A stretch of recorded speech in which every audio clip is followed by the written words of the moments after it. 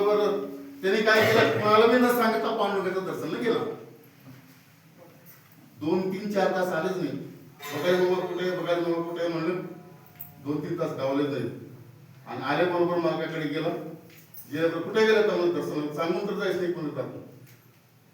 एवढं मोठं अधिष्ठान सोडून एवढं मोठं सेवा करून तुझं सेवा चुकले नाही, कीर्तन चुकले आणि आले बरोबर कीर्तन चुकले, सगळं चुकले. पांडुरंगाकडे पळून जात नाही. जर तुम्ही 10 वेळ पांडुरंगाचं दर्शन घ्या आणि जर गुरुचा अधिष्ठानावर गुरुचं दर्शन घेतल्यानंतर त्याचं उपकार जाते.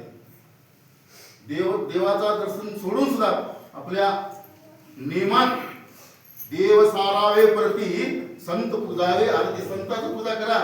देव कुठेही जात नाही. देव धावता चालता मागे मागे.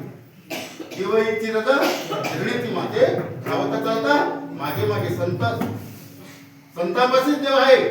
कुठं सांगू काय. संत कुठे आहे तिथे देव आहे. म्हणून संताचा भजन करा.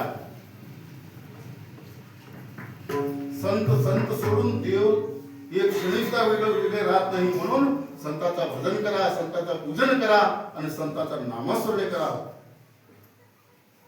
देव कुठे बी जात नाही. संताच्या मातीला, संताचा चाललेल्या मातीला सुद्धा उचलून बघितलं तर देवाचं नामस्मरण येते.